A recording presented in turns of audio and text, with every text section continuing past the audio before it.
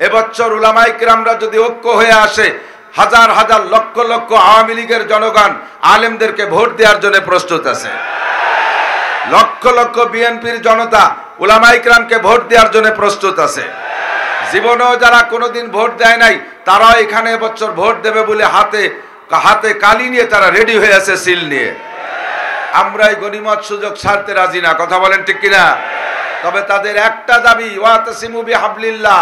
কুরআন শরীফের আয়াত পড়েন আপনারা, আপনাদের বয়ান শুনে আওয়ামী লীগ সংগঠিত হয়, আপনাদের বয়ান শুনে বিএনপি সংগঠিত হয়, আপনাদের বয়ান শুনে বয়ানের পর আমল করে জাতীয় পার্টি, তারা সংগঠিত হয়। আপনারা হুজুররা কেন এত দল থাকবেন? আমরা এই প্রশ্নের জবাব আর দিতে রাজি না, কথা বলেন। আমরা একটা প্রশ্নের জবাব, এই প্রশ্নের জবাব এক কথায় দেব, আমাদের বাংলাদেশের উলামায়ে কিরামদের ভিতরে কোনো বিক্ষিপ্ততা থাকবে। আরটি মিডিয়া সেন্টার, দেশ ও ইসলামের কথা বলে। হেফাজতে ইসলাম বলেন, জমিয়াতে উলামা বলেন, খেলাফত আন্দোলন বলেন, ঐক্য জোট বলেন, যত জোট আছে সব জোট ভেঙে একটা জোট হতে হবে। তাহলেই তার সুফল দেখা যাবে, যেমন আফগানিস্তানে দেখা যাচ্ছে। বাংলাদেশের জনগণ শান্তিপ্রিয়, বিশেষ করে মুসলমান শান্তিপ্রিয়। আমরা মুসলমান, ইসলাম আমাদের মূল ধর্মের নাম, ইসলাম মানেই শান্তি, সে কথা আমরা সকলেই বলি, কথা বলুন ঠিক কিনা? والصلاة والسلام على من لا نبي بعده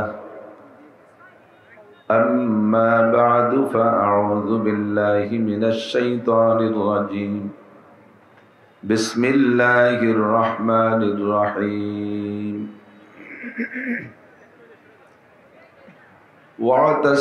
واعتصموا بحبل الله جميعا ولا تفرقوا وقال محمد رسول الله صلى الله عليه وسلم إذا كان أمراؤكم خياركم وأغنياؤكم سمحاءكم وأموركم شورى بينكم فظهر الأرض خير من بطنها وَإِذَا كَانَ أُمَرَاؤُكُمْ شِرَارَكُمْ وَأَغْنِيَاؤُكُمْ بُخَلَاءَكُمْ وَأُمُورُكُمْ إِلَى نِسَائِكُمْ فَبَطْنُ الْأَرْضِ خَيْرٌ مِنْ ظَهْرِهَا أَوْ كَمَا قَالَ عَلَيْهِ الصَّلَاةُ وَالسَّلَامُ اللهم أرنا الحق حقا وارزقنا اتباعه وأرنا الباطل باطلا وارزقنا اجتنابه। গোপালগঞ্জ ঐতিহ্যবাহী গোপালগঞ্জ জেলা উলামা পরিষদ কর্তৃক আয়োজিত আন্তর্জাতিক ইসলামী মহাসম্মেলনের সম্মানিত সভাপতি, এই মহাসম্মেলনের আসার আগ পর্যন্ত চলতে হবে। সোহেব সাহেব চলেন চলেন, খিচুড়ি বাহারা দিয়ে রস করা যায়।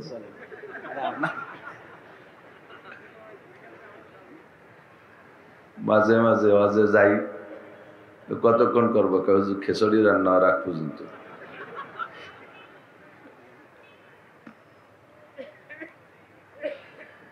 ইসলামী মহাসম্মেলনের পরিচালনা কমিটি এবং জেলা উলামা পরিষদের সম্মানিত সাধারণ সম্পাদক, আমাদের প্রেসিডিয়াম সদস্য মণ্ডলী, অন্যান্য সদস্য মণ্ডলী, আজকের ইসলামী মহাসম্মেলনের সম্মানিত দাওয়াতি উলামায়ে কেরাম, দেশ বিদেশ থেকে আগত মক্কা, মদিনা, দারুল উলুম দেওবান সহ বাংলাদেশের সর্বোচ্চ উলামায়ে কেরামদের অন্যতম যারা আমাদের মাহফিলের দাওয়াতি উলামায়ে কেরাম, আমার গোপালগঞ্জের প্রাণপ্রিয় শ্রদ্ধাভাজন মুরব্বী উলামায়ে কেরাম, সমসাথী বন্ধুবর, আজিজ আমতোলাবা, প্রাণপ্রিয় দেশবাসী, জোহরের নামাজ পর্যন্ত সকাল থেকে ধারাবাহিক প্রোগ্রাম চলে আসছে। এখন থেকে ইনশাআল্লাহ নির্ধারিত সময় শেষ পর্যন্ত আলোচনা চলবে। আল্লাহর ফজলে আমাদের বক্তার সংকট নেই, মেহমানদের আগমনের অভাব নেই, সকলেই এসে পৌঁছে গেছেন, কেউ এসে যাবেন সময় মতো। মুত্তাসিল বাদ জোহর দুপুরে খানার সময় হয়তো সকলে পর্যাপ্ত খানা খেতে পারেন নাই, আলোচনা শোনার জন্য সামান্য কিছু নাস্তা পানি খেয়ে বসে গেছেন। আল্লাহ পাক রব্বুল আলামিন সকলের এই উপস্থিতিকে, এই জজবা আর দরদকে কবুল করেন। আল্লাহ পাক আমাদেরকে ভালোবেসে সারা গোপালগঞ্জ সহ প্রতিবেশী আরো অন্যান্য জেলা থেকে, আমাদের নড়াইল থেকে আসছে, বাগেরহাট থেকে আসছে, মাদারীপুর থেকে আসছে, পিরোজপুর থেকে আসছে, বিভিন্ন জেলা থেকে অনেক অনেক ওলামাই কেরাম, তোলাবা এজাম, সাধারণ জনতা এসেছেন। আল্লাহ পাক যাকে ভালোবেসেছেন তাকেই দুনিয়াবি সব কামকাজ ফেলে রেখে আসার তৌফিক এনায়েত করেছেন। আবার আমাদেরকে জুড়ে মিলে বসার তৌফিক দিয়েছেন, শুকর আদায় করি আলহামদুলিল্লাহ। অনির্দিষ্ট সময়ের উপরে কথা বলা যায় যদি শেষ বক্তা হওয়া যায়। সারা রাত সামনে আছে, যতটুক পারি। পরবর্তীতে আমাদের দাওয়াতি মূল মেহমান যারা, তারা কথা বলবেন। সকলে দুপুরে লাঞ্চ করে করে প্রস্তুতি নিচ্ছেন, আসবেন ধারাবাহিকভাবে। মাঝে উনরা আসার আগ পর্যন্ত টাইম কতটুক তা আমাকে কর্তৃপক্ষ এখনো দিতে পারে নাই। এজন্য বাবুল হাজরেওয়াল এবাহার মতো কিতাবের ভিতরে, ফতোয়ার কিতাবের ভিতরে বিশেষ করে সিরিয়াল যেভাবে লেখে মুসান্নিফিনরা, প্রথম কিতাবুল ঈমান, তারপরে কিতাবুল তাহারাত, তারপরে কিতাবুল সালাত, কিতাবুল জাকাত, কিতাবুল হজ, কিতাবুল উজহিয়া, এভাবে লেখে। লিখতে লিখতে সব মাসালাগুলো প্রশ্ন অনুযায়ী লেখার পরে অবশেষে কিছু এলোমেলো থেকে যায়, প্রত্যেক বিষয় থেকে দুই একটা এলোমেলো মাসালা, তাই দিয়ে একটা শিরোনাম দেয়, তার নাম বাবুল হাজরেওয়াল এবাহা। কোনো কোনো কিতাবে লেখে মুতাফাররিকাত, ভ্যারাইটি কিছু। তো ভ্যারাইটি কিছু সামনে রেখে সর্বপ্রথম কথা হলো, আমি যে আয়াত পড়েছি, আল্লাহ পাক রব্বুল আলামিন বলেন ওয়াতাসিমু বিহাবলিল্লাহি জামিআন ওয়ালা তাফাররাকু, তোমরা আল্লাহর রজ্জু ধরে সকলে ঐক্য হয়ে থাকো। ওয়ালা তাফাররাকু, ইত্তাফিকু ওয়ালা তাফাররাকু, তোমরা ঐক্য হয়ে থাকো, ইন্তেশার, বিক্ষিপ্ত হয়েও না। আল্লাহ পাকের অর্ডার।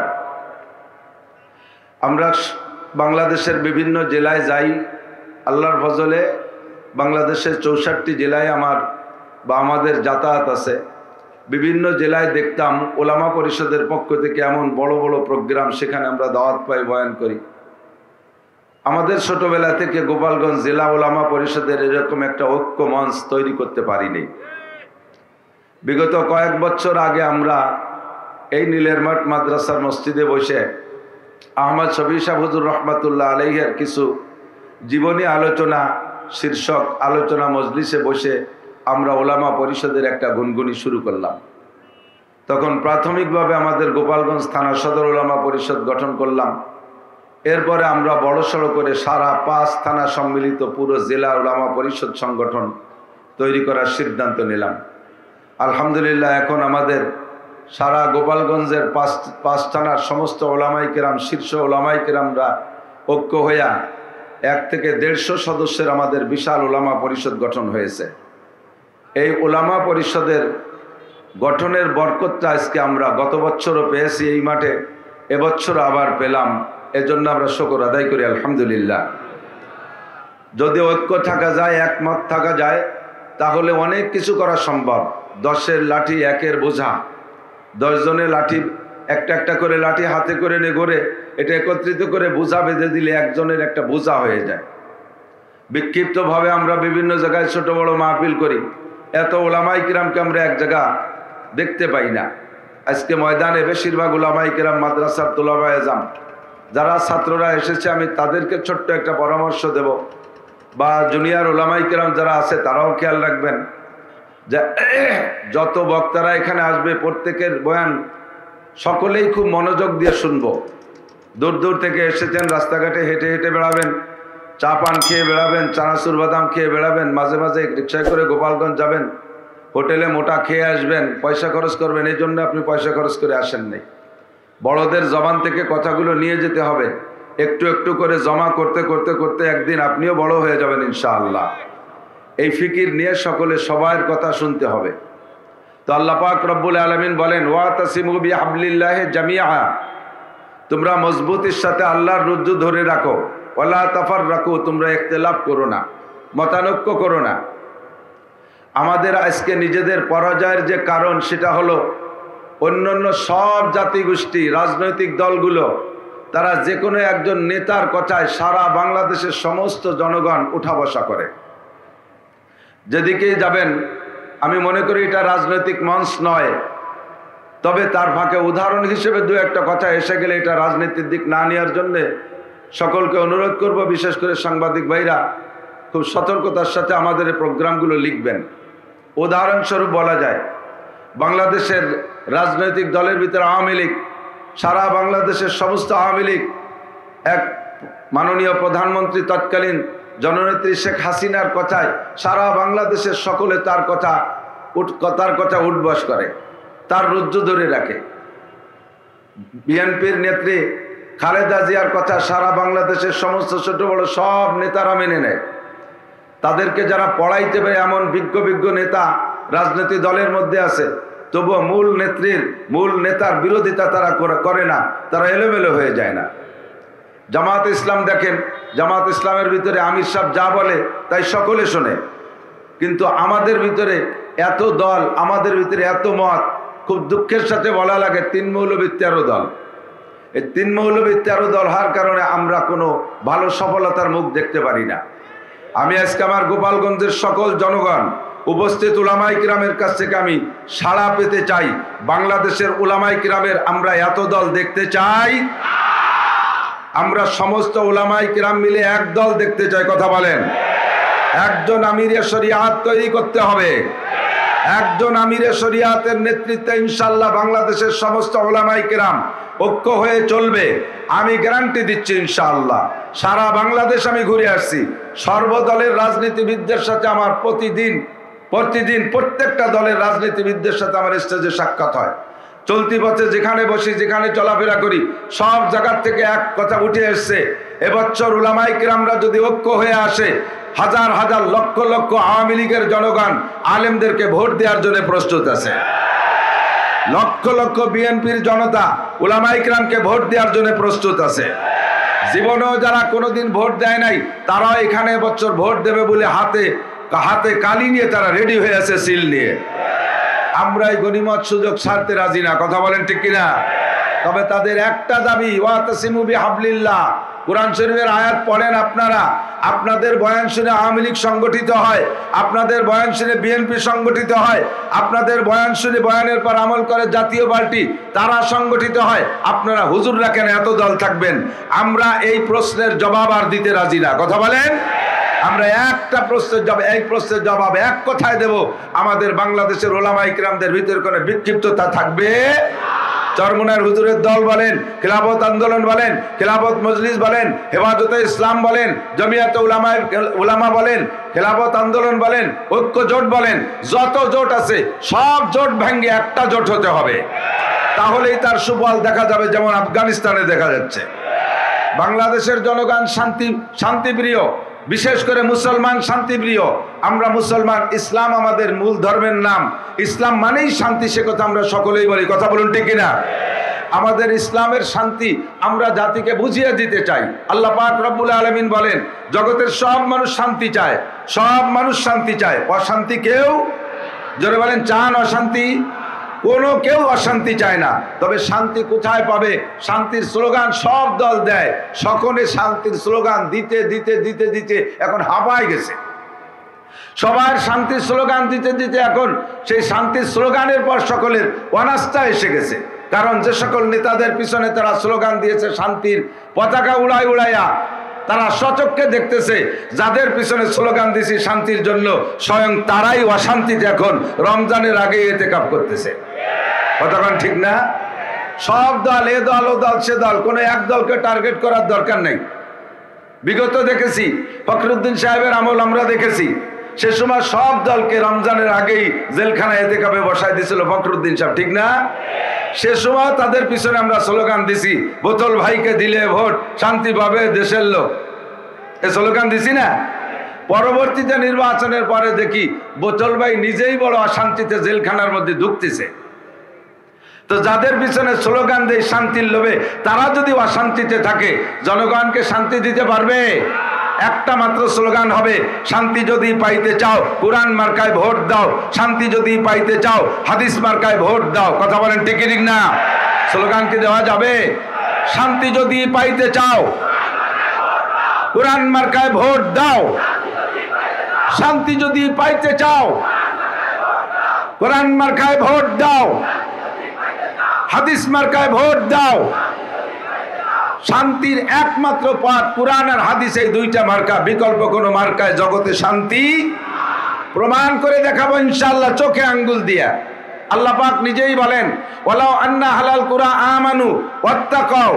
আমি কুরআন মার্কার হাদিস মার্কা বলেছি, কোন দলের নাম বলিনি। কুরআন মার্কা হাদিস মার্কা নিয়ে যদি আওয়ামী লীগ আসে, সারা বাংলাদেশ থেকে সকলে তাদেরকে ভোট দেব। কুরআন মার্কা হাদিস মার্কা নিয়ে যে দলই আসে আমরা তাদেরকে ভোট দেব। কথা বলুন ঠিক কি ঠিক না? শান্তি যদি পাইতে চাও, আল্লাহ পাক নিজে ওয়াদা করেছেন, ওয়ালাউ আন্না আহলাল কুরআন আমানু, যদি জাতি গোষ্ঠী ঈমানদার হয়, ওয়াত্তাকাও, আর আল্লাহকে ভয় করে, যদি ঈমানদার হয় আর আল্লাহকে ভয় করে, আল্লাহ পাক নিজে ওয়াদা করেছেন। আপনারা সকলে সাক্ষী দেন, আল্লাহ কি মাসে একবার ওয়াদা খিলাফ করে? বছরে একবার? আল্লাহ যুগে একবার মিথ্যে কথা কয়? কোনদিন আল্লাহ মিথ্যে কথা বলে? আল্লাহ নিজেই বলেন, ইন্নাল্লাহা লা ইউখলিফুল মিয়াদ। আমি আল্লাহ ওয়াদা খিলাফ করি না। আমি বলেছি শান্তি দেব, তোমরা আমাকে দুইটা মার্কায় ভোট দাও, কুরআন মার্কায় ভোট দাও, হাদিস মার্কায় ভোট দাও। মূলনীতি বানাও দুইটা, ঈমান আর তাকওয়া। বলেন ঈমান আর তাকওয়া, দুইটা মূলনীতিকে সামনে নিয়ে আগাও। আল্লাহ পাক বলেন, লাফাতাহনা আলাইহিম বারাকাতিম মিনাস সামাই ওয়াল আরদ। আসমান এবং জমিন থেকে রুজি আর রহমতের সমস্ত দরজা, বরকতের সমস্ত দরজা তোমাদের জন্য আমি খুলে দেব। লাফাতাহনা আলাইহিম বারাকাতিম মিনাস সামাই ওয়াল আরদ। আসমান থেকে বরকত আসে, জমিন হয়ে বরকতটা আমাদের সামনে ফুটে ওঠে। আল্লাহ পাক দুইটা জায়গায় সব দরজা খুলে দেওয়ার ওয়াদা করেছেন। শর্ত হলো ঈমান আর তাকওয়া। কথা বলুন ঠিক কিনা? ও দোস্ত, তার বাস্তব প্রমাণ যদি দেখতে চান, সম্ভব হলে আফগানে যান, না হইলে বাংলাদেশে বসে তার পেপার পত্রিকা বিভিন্ন মিডিয়ার মাধ্যমে খবর আসতেছে দেখেন। আমাদের ছোটবেলা থেকে শুনে আসতেছি, তখন আমরা মিজান আবি হিদায়াতুন কাফিয়া পড়ি, সেই সময় থেকে শুনে আসতেছি আফগানিস্তানের যুদ্ধ। আফগানিস্তানের উপরে কর্তৃত্ব চালাইতো রাশিয়া। এই রুশ বাহিনী একটানা 20 বছর আফগানের মুজাহিদিনদের সাথে লড়াই। আফগানিস্তানের জমিকে বোমা মারতে মারতে জমিকে তামা করে দিয়েছে। বাতাসের ভিতরে গোলা বারুদের গন্ধ আসে। গাছগুলো যার যার জায়গায় মাথা শুকিয়ে যাচ্ছে, কুকড়ে যাচ্ছে। গাছের ফল আগে হতো বড়, এই বোমা গোলা বারুদের আগুনের কারণে গাছের ফলগুলো ছোট হয়ে যাচ্ছে। ও দেশে দুইটা চাষ বড় খুব গুরুত্বপূর্ণ, একটা হলো জাফরানের চাষ আর একটা হলো আনারের চাষ, ডালিমের চাষ। জাফরান গাছগুলো মাটির সাথে, এই আমাদের বাংলাদেশে চৈত্র বৈশাখ জ্যৈষ্ঠ মাসে যেমন বেশি রোদ হলে, বৃষ্টি না হলে যেমন দুগলাগুলো শুকায় যায়, জাফরানের বাগানটা এরকম শুকিয়ে গেছে, খড়ের মতো হয়ে গেছে গোলা বারুদের তাপে। আর আনার গাছে, যেই আনার হয়তো আধা কেজি 3 পোয়া সাইজের একটা আনার, গোলা বারুদের আগুনের তাপে সেই আনার হয়ে গেছে 1 কেজি আনার হইতে 4-5টা আনার লাগতো। 20 বছর লাগাতার রাশিয়াওয়ালারা তাদের পর আক্রমণ করেছে। রাশিয়াওয়ালারা মোল্লা ওমরের কাছে পরাজিত হয়ে চলে যাওয়ার পরে, এরপরে মোল্লা ওমরের শাসন মাত্র সামান্য কিছুদিন, আবার পশ্চিমে আগ্রাসী দল আমেরিকা বাহিনী, 42টা দেশ সম্মিলিত, তার নাম ন্যাটো বাহিনী, বিশ্বের সর্বশ্রেষ্ঠ বাহিনী ন্যাটো বাহিনী, সর্বশ্রেষ্ঠ অত্যাধুনিক অস্ত্র এনে 20 বছর পর্যন্ত আবারও গোলাবর্ষণ করছে, আবারও বোমাবাজি করছে। জমিনের আর কিচ্ছু নাই, সব শেষ করে দিয়েছে। আল্লাহু আকবার। এরপরে আল্লাহ তাআলা বাস্তব দেখায় দিয়েছে। অনেকে আমাদের জগতের দেশের নেতারা উন্না বলে, একটা শেরকি কথা বলে, জনগণ ক্ষমতার উৎস বলে, কি বলে না? আল্লাহ পাক চোখে আঙ্গুল দিয়ে দেখায় দিয়েছে, সারা পৃথিবীর কাফের মুশরিকরা একদল, এমনকি মুসলমানদের মধ্যে অনেকেই ছিল আমেরিকার পাচাটা। যেমন সৌদি আরব ছিল আমেরিকার পাচাটা, তুরস্ক ছিল ন্যাটোর ভিতরে। এই মুসলিম কান্ট্রিগুলো তাদের সাথে জায়গা এই আফগানের মুল্লাদেরকে, কওমি মাদ্রাসার ছাত্রদের উপরে বোমাবাজি করেছে। আল্লাহ পাক এই মুল্লাদের মাধ্যমে তাদের হাতে কিছু নাই, তাদের হাতে কিছু নাই, সামান্য কিছু চায়না রাইফেল, যাকে ওদেশে বলে ক্লাসিনকভ। এই ক্লাসিনকভ রাইফেল বন্দুকের আঘাতে বিশ্বের শ্রেষ্ঠ শ্রেষ্ঠ অস্ত্র নিয়ে তারা ল্যাংটা ব্যাংটা হইয়া পরনের কাপড়ও গুছায় নিতে পারে নাই, এভাবে ফেলায় রেখে একেবারে পালাইছে। বিশ্ব পালানো, আল্লাহর রহমতে মোল্লাদের হাতে দেশকে আল্লাহ স্বাধীন করে দিয়েছে। আমরা তো সেই মোল্লার মোল্লা। আমরা বলি না বাংলাদেশকে বারবার স্বাধীন করতেছি, এই কথাটা বলতে আমার শরম লাগে। একদল স্টেজে উঠে বাংলাদেশকে আবার স্বাধীন করছি, এই কথা বলতে আমার ভালো লাগে না। অত গণ স্বাধীনের দরকার নাই। স্বাধীন, মূল স্বাধীন যদি মনে করি তাহলে ব্রিটিশকে তারাই আমাদের মুরব্বী উলামায়ে কিরামরা স্বাধীন করে গেছে। আবার যদি স্বাধীনতার প্রয়োজন হয় তাহলে যেদিন এদেশে কোরআনের পতাকা উঠবে, এদেশে ইসলামী আইন বাস্তবায়ন হবে, শাসন ব্যবস্থা কোরআন সুন্নাহ অনুযায়ী হবে, তাহলে সেদিন বুঝবো যে স্বাধীনতা আবার হয়েছে। কথা বলুন ঠিক কি ঠিক না?